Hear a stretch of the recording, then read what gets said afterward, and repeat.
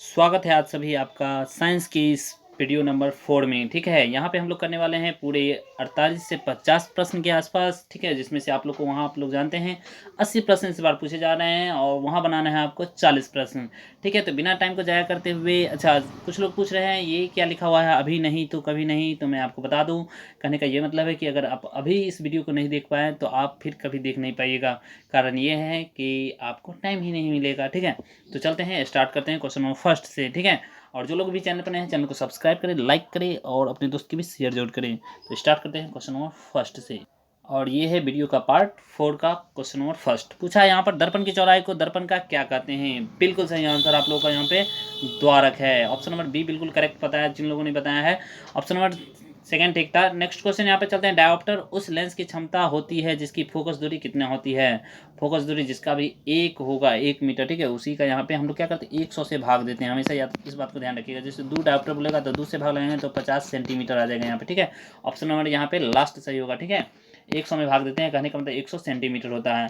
और इस बात को भी ध्यान रखिएगा कि फिजिक्स में जो होता है मात्रक वो मीटर होता है, इसीलिए यहाँ पर 1 मीटर सही आंसर है। नेक्स्ट क्वेश्चन यहाँ पे 3 नंबर पूछा है। साइड मिरर के रूप में किसका उपयोग होता है। साइड मिरर के रूप में उपयोग करते हैं हम लोग उत्तल दर्पण का। ठीक है, तो यहाँ पर देखिए मिरर बोला है तो लेंस मत कीजिएगा, ऑप्शन नंबर लास्ट हो जाएगा इसका। इनमें से कोई नहीं। जो लोग आंसर ए बता रहे हैं बिल्कुल रॉन्ग आंसर है आपका भाई साहब।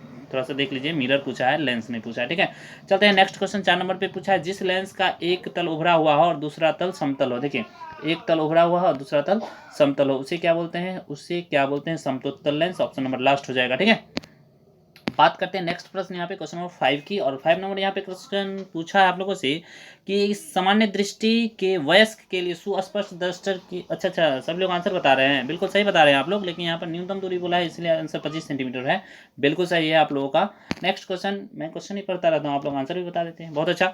चलते हैं नेक्स्ट क्वेश्चन यहाँ पे 6 नंबर पे पूछा है। कांच का अपवर्तनांक किस वर्ण के लिए अधिकतम होता है। किस वर्ण के लिए, किस रंग के लिए, कहने का ये मतलब है बैगनी के लिए। ठीक है, अपवर्तनांक अधिक होता है। ठीक है, तरंगदैर्घ्य लाल के लिए। जो लोग लाल आंसर बताएं गलत है, लाल होता है तरंगदैर्घ्य के लिए।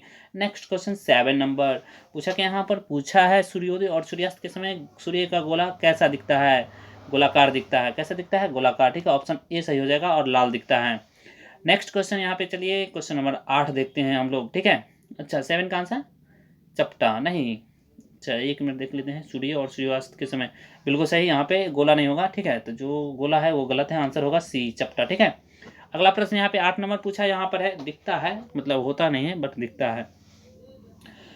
प्रश्न संख्या 8 देखिए, पूछा यहाँ पर है अमीटर को विद्युत परिपथ से जोड़ा जाता है किस क्रम में। तो ए मीटर को जोड़ते हैं श्रेणी क्रम, ऑप्शन नंबर ए सही होगा।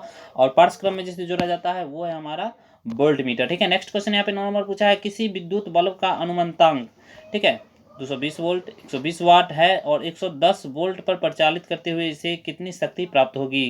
तो इससे जो शक्ति प्राप्त होगी वो है हमारा सही आंसर, ऑप्शन नंबर सी 60 वाट। ठीक है, नेक्स्ट क्वेश्चन चलते हैं। इसका हम लोग जवाब अगले वीडियो में करेंगे, मतलब होता कैसे है। ठीक है, नेक्स्ट क्वेश्चन यहाँ पे बात करें क्वेश्चन नंबर 10 की।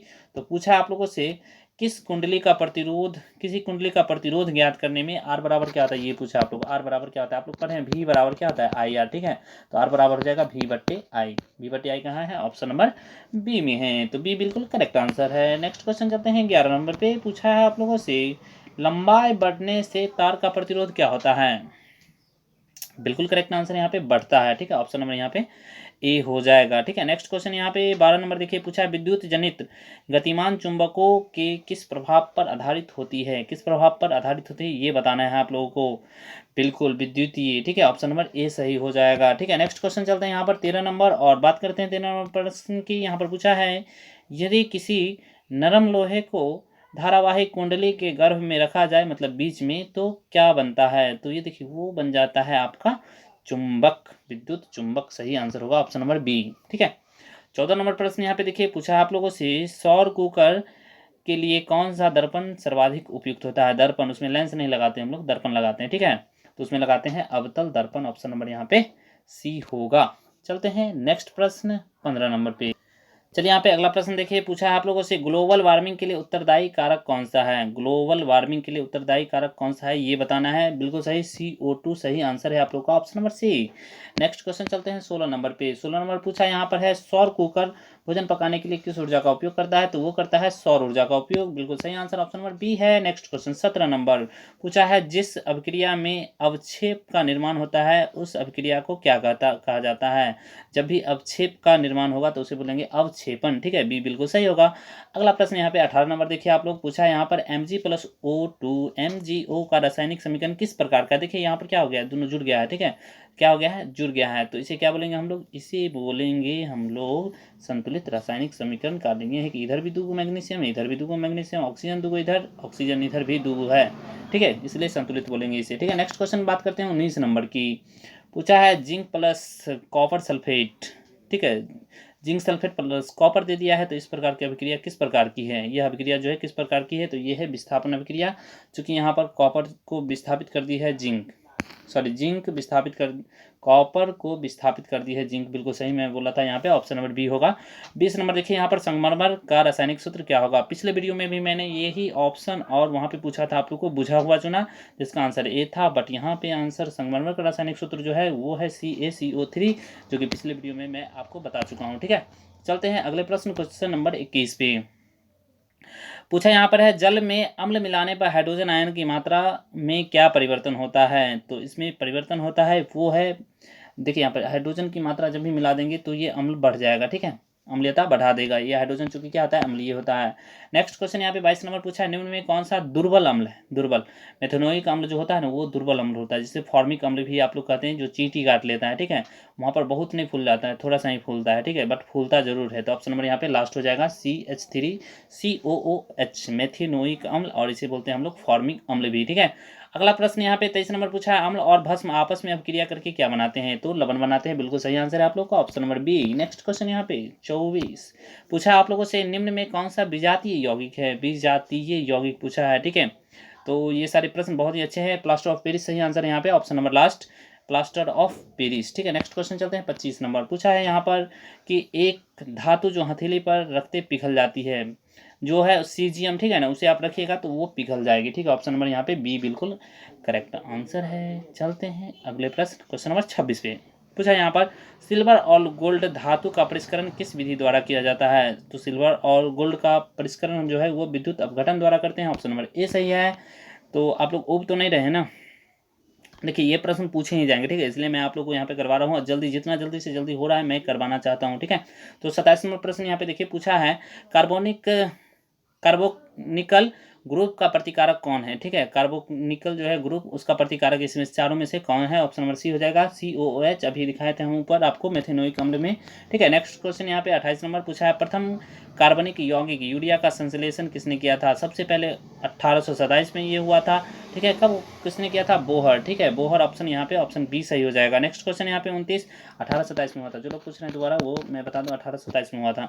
नेक्स्ट क्वेश्चन यहाँ पे 29 नंबर पूछा है, निम्नलिखित में कौन सा संयोजक यौगिक है, सह संयोजक यौगिक कौन है, तो वो है CH4 यानी कि मीथेन, बिल्कुल सही। 30 नंबर पे आते हैं हम लोग, 30 नंबर प्रश्न यहाँ पे देखिए पूछा है आप लोगों से, मेथे एल्कोहल का IUPAC नेम क्या होगा। मेथिल एल्कोहल का IUPAC नेम होता है मेथेनॉल, ठीक है। अगला प्रश्न यहाँ पे 31 नंबर पूछा है, मेंडलीफ ने अपने आवर्त सारणी को तैयार करने के लिए कौन सा मापदंड को अपनाया, तो वो अपनाया था परमाणु द्रव्यमान को, ऑप्शन नंबर सी सही है। मोसले साहब ने परमाणु संख्या को अपनाया है, इस बात को ध्यान रखना है आपको। 32 नंबर प्रश्न चलते हैं हम लोग, पूछा क्या है यहाँ पर, पूछा है वर्ग ए के तत्व को क्या बोलते हैं, उसे बोलते हैं हम लोग क्षार धातु, क्या बोलते हैं, क्या बोलते हैं, क्षार धातु बोलते हैं, ऑप्शन बी सही है। चलता हूं मैं अगले प्रश्न, क्वेश्चन नंबर 33 पे। तो आते हैं अगले प्रश्न, क्वेश्चन नंबर 33 पे पूछा, मनुष्य के उत्सर्जन तंत्र में होता है, उत्सर्जन तंत्र में क्या होता है ये पूछा आप लोगों से, ठीक है। उत्सर्जन तंत्र जब भी होता है उसमें होता है, देखिए ब्रिक जो है उससे भी उत्सर्जन होता है, ठीक है, मूत्रवाहिनी उससे भी होता है, मूत्राशय मूत्रमार्ग सबसे होता है, ऑप्शन नंबर यहाँ पे क्या आ जाएगा, लास्ट हो जाएगा। चलते हैं नेक्स्ट क्वेश्चन पे 34 पूछा क्या है, देखिए ना, पूछा है पौधे प्रकाश संश्लेषण से इसे बनाते हैं, वो है कार्बोहाइड्रेट, ऑप्शन नंबर सी। कारण ये है कि C6H12O6 जिसे हम लोग ग्लूकोज कहते हैं यही तो बनाती है पौधे, ठीक है, हम लोग नहीं बनाते हैं, हम लोगों में क्या नहीं पाया जाता, क्लोरोफिल, इसीलिए नहीं बनाते हैं, ठीक है, हम लोग भी बनाते हैं कब, जब क्लोरोफिल पाया जाता तब। तो कभी कभी क्वेश्चन पूछ लेता है कि क्लोरोफिल किसमें पाया जाता है, तो पादप में पाया जाता है, ठीक है, हम लोग में नहीं पाया जाता, जंतुओं में नहीं पाया जाता है। नेक्स्ट क्वेश्चन यहाँ पे 35 नंबर पूछा है आप लोगों से, मछलियों में शोषण होता है, बिल्कुल सही, गिल्स द्वारा, क्लोम द्वारा, ठीक है, ऑप्शन नंबर लास्ट होगा, गिल्स नहीं रहे तो क्लोम रहे, याद रखिएगा, गिल्स आप लोग को याद रहता है गल्फड़ा, लेकिन क्लोम नहीं याद रहता है, उसको भी याद रखना है। चलते हैं नेक्स्ट प्रश्न यहाँ पे 36 नंबर की तरफ। और पूछा यहाँ पर है कूटपाद किस में पाया जाता है। कूटपाद जिसे वो चलता है किस में पाया जाता है, वो पाया जाता है किस में, अमीबा में। सही आंसर है ऑप्शन नंबर सी, और इसी से ये भोजन ग्रहण भी करता है। नेक्स्ट क्वेश्चन 37 नंबर पूछा यहाँ पर है मानव हृदय का औसत संकुचन दाब लगभग कितना होता है। बिल्कुल करेक्ट, ऑप्शन नंबर ए है यहाँ पर 120 mmHg। और नीचे रक्तचाप पूछता है तब 120 बटे हम लोग 80 करते हैं, ठीक है, इसको ध्यान रखना है आप लोगों को, ठीक है। चलते हैं यहाँ पे 38 नंबर प्रश्न पूछा ऑक्सीन क्या है। देखिए ऑक्सीन क्या है, ये मैं पिछले फर्स्ट वीडियो में मैंने करवाया रखा है, ठीक है। हार्मोन है ये, ऑप्शन नंबर ए सही होगा। नेक्स्ट क्वेश्चन यहाँ पे 39 नंबर पूछा हार्मोन स्रावित होता है कहाँ से।